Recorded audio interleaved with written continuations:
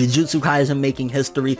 I checked the pilot episode for Jujutsu Kaisen and I can safely say Bankai fans are going to rejoice since it plays out exactly like the pilot episode of Bleach, which further gets to show you why it's obsolete and adapting the last arc is a waste of time. Newer shows are already imitating its formula with prettier colors. That aside, the protagonist is not as interesting as Ichigo was in the beginning, since he doesn't have that "what will I do with my life" type of deal, so he can come off as relatable to the teenagers who feel the same. He doesn't seem to have a quirky family, so he can be more likable when he's interacting with them in funny ways.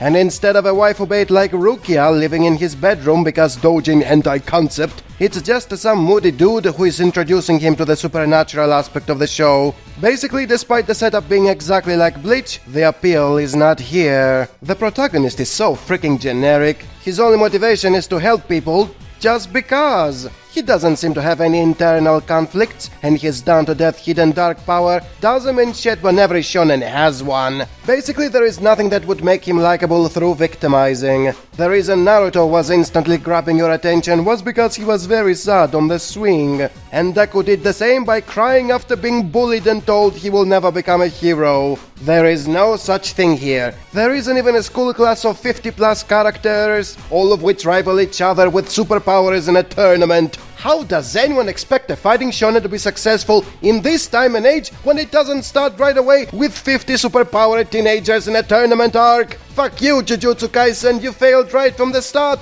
Even Bleach is better, and Bleach is shit. Jujutsu Kaisen making history.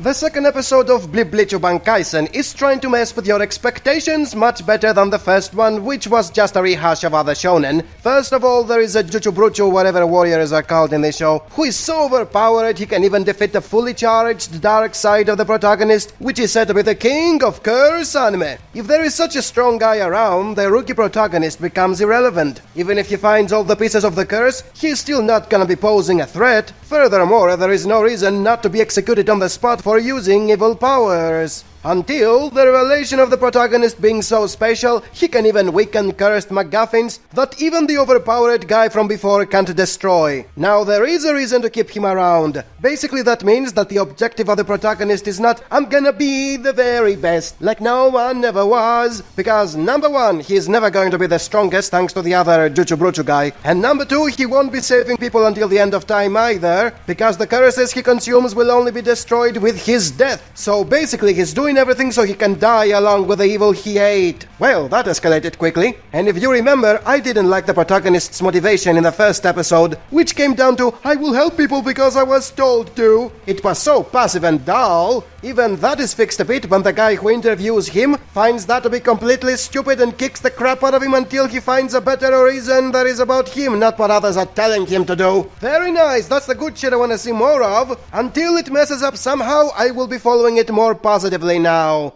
Jujutsu Kaisen making history.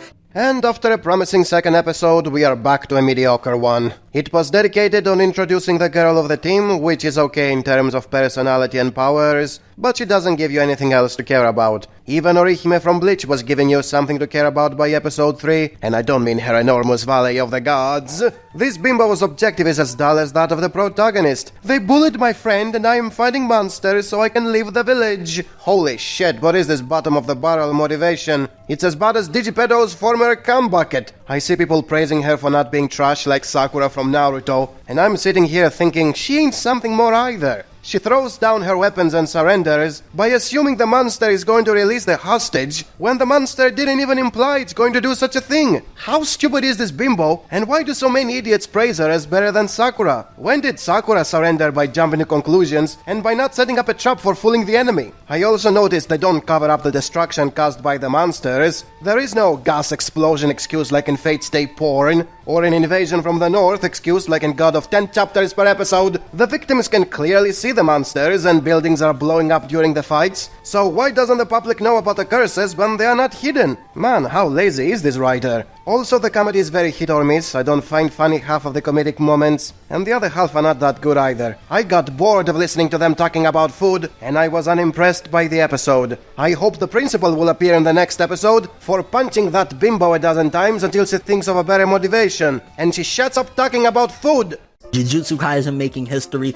The official first mission begins and the rookies are sent to defeat the highest difficulty monster there is. So much for gradual power escalation. They are so well prepared for it they don't even know what they are up against. I am sure this is not gonna be a problem or anything. Then comes the inevitable info dump where they explain the difficulty levels of the monsters as if it matters. Let me spoil it for you, it doesn't. They can already defeat the strongest grade, effectively making this chart completely obsolete in the same episode it was introduced. But how can they defeat such powerful monsters right away? It has to be that blindfolded guy, right? The one who is even stronger than the fully powered up evil thing inside the protagonist. Well, it's not him because he left right away to buy more souvenirs. That's right, he abandons the rookies in their first mission as they are fighting the cream of the crop. How responsible and logical for him to expect a bunch of first-timers to be fine when they are going up against the top of the food chain. And before some of you say, he was probably sent to a more dangerous mission, I will reply, bitch, this monster is already of the highest difficulty and is right in front of him.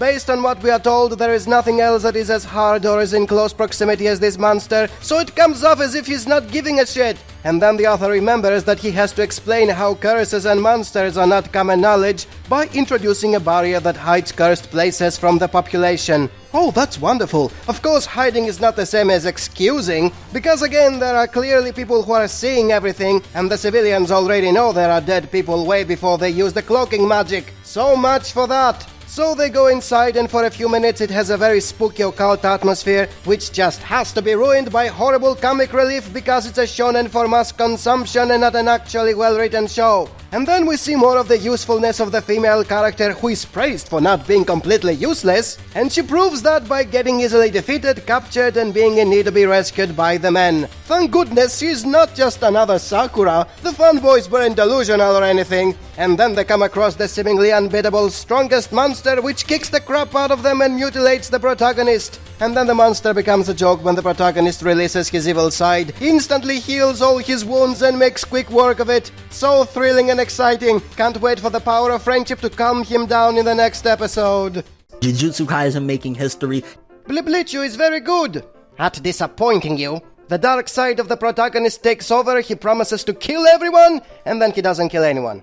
The Sasuke wannabe gets ready to show his super special new attack, and he doesn't show it. A third of the episode got wasted on a fight that had no outcome. It blue-balled you and then showed you the middle finger. But who cares as long as it was a success? Jujutsu Kaisen making history, 10 million sales. Then we are supposed to believe the protagonist died. Aside from how it never happens permanently in shonen, a few minutes later they show he's not dead. So much for making us think he died when they ruined the drama in the very same episode it happens. But hey, at least it was a success. It has already reached 10 million sales in circulation. Meanwhile, the Sakura wannabe proves once again how useful she is by failing once again to do the slightest thing right. She says she's not going to be sad over the not dead protagonist and proceeds to do the exact opposite. Mom, the show is a real success. Is doing 300 to 400,000 copies every week of the manga. This brings the total of Sakura moments to 4. And remember, if you hadn't hyped her up as the most competent female character, I wouldn't be counting the times she's proven to be as worthless as the rest of them.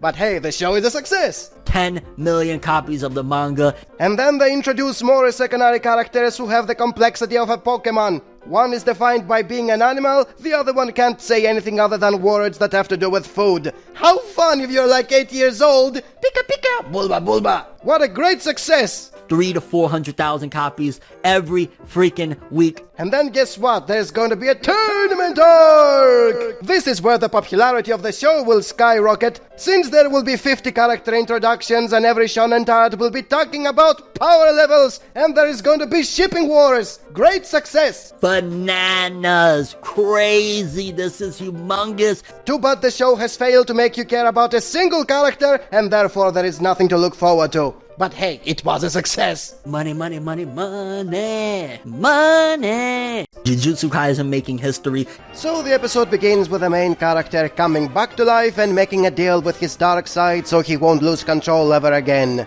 Because why would you like a show more if it had the guts to kill major characters, or to have a hero going berserk and killing his own friends? I am sure that being another generic shonen, where the main character is permanently plot armored and his evil side never really hurts anyone, is much better. Then we move to the secondary characters who are training for a zero-stakes tournament arc!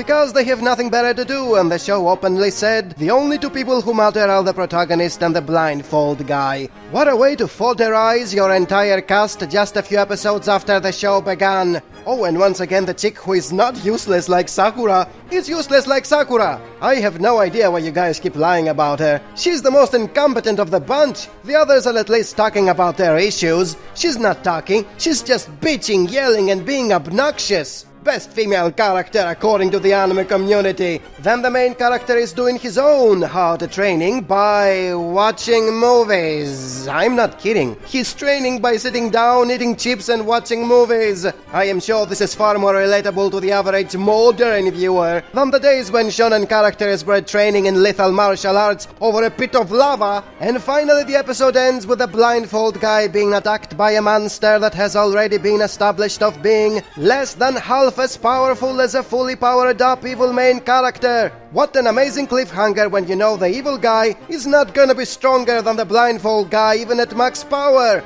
Thus the only thing worth talking about in this episode is power levels. How strong is the blindfold guy? Can he beat Saitama? Can he beat Ultra Instinct Goku? I really wanna know how strong this guy is. Since there is nothing else worth talking about in a horribly generic fighting shonen that is a great success because it made a lot of money. Jujutsu Kaisen making history.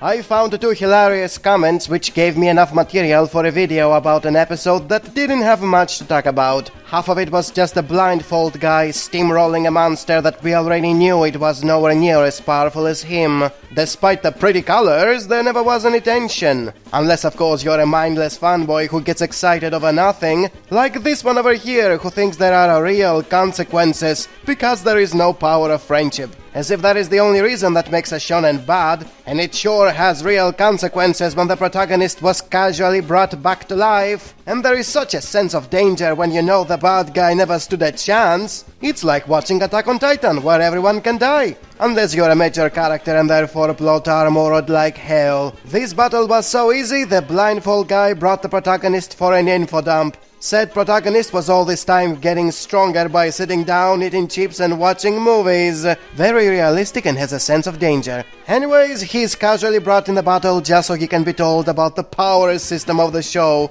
Which, what did you know, it's like a video game. Very realistic indeed. Exactly, real fighting is like video games. And now that we know about the main expansions, we can look forward to seeing everyone's bunkai. Because that's the reason you're going to watch modern Shonen 4. For a realistic video game battles, consequences when anyone can casually return to life, and a sense of danger when you have nothing to worry about because you know the good guy is going to be stronger. Oh, and the bankais, let's don't forget the bankais, goddammit. I want to see some damn bankais, goddammit. Now smash that like button so I can keep telling you about Jujutsu Kaisen having consequences, a sense of danger, and lots of bankais. Jujutsu Kaisen making history. Jujutsu Kaisen is back, baby! After several episodes of people explaining their video game superpowers and living without completing any of their fights, we are back with a new arc that is so much better than the previous one. Just look at that artwork. The plot may be garbage, but as long as the pretty colors are pretty, you shouldn't expect anything else. The first scene is about the villains talking while doing nothing. There is nothing more exciting than watching people talking and doing nothing. Especially people who have been bested over and over again and had to run away like Team Rocket. Do you feel any threat coming from Team Rocket? Well, here you are with a team even less capable than them, as they are not even trying to steal Pikachu. They are doing nothing. The second scene is about the good guys sitting and talking. So exciting. They are talking and saying dumb jokes. Isn't this why you are watching Fighting Shonen 4? For people not fighting and saying dumb jokes? It's a real improvement over Fist of the North Star, where they fight in every episode and are very serious about it. Not to mention not Sakura showing once again how capable she is by not even knowing where she's supposed to go and what she has to bring with her. What a capable and reliable not Sakura. Female characters have really improved over the years. Then they gather for the tournament arc, which is so exciting compared to fighting monsters that can kill you. We just moved from life and death situations to a school festival, which happens only because they are bored. How exciting, watching a tensionless school festival that exists only because they are bored. Fighting tournaments really improved since the days of Naruto. Remember how bad that one was? Where most of them are getting murdered and maimed just for getting to the second stage of a ninja? Death is so inconsequential in this show, people come back from the dead and joke about it, while the rest just accept it as, yeah, whatever. Doesn't that make you worried about something bad happening to them, when you know they will just come back to life and nobody will care? Well, it doesn't matter, because the next scene is them standing still and explaining their video game superpowers, which is also the only thing that defines them as characters. This is so exciting! Video game superpowers and no action whatsoever. And don't forget the other team, which are also standing still and do nothing. It's really thrilling watching them talking about killing the main character, whom we know cannot be killed because he's just gonna come back to life and joke about it. And the episode ends with the teachers once again sitting down and talking, which is really exciting and makes you hyped to see what other things they will not do in the next episode. And that is how fighting shonen have improved over the years. Jujutsu Kaisen making history. The tournament arc of Jujutsu Kaisen ended and it was as boring as I expected it to be. It had zero tension for as long as it was about the students fighting each other, since there was no way any of them could have died. And that includes the main character, which I have no idea how they plan to kill him, when not even the strongest monsters had any chance against. The only thing that was happening in those episodes were the usual excuses to have flashbacks for every character in an attempt to flesh them out and make them more likable. But I still don't give a shit about any of them, especially the women who apparently everybody considers strong and dynamic even when they stand no chance against any man, and not Sakura remains useless in every single thing she does.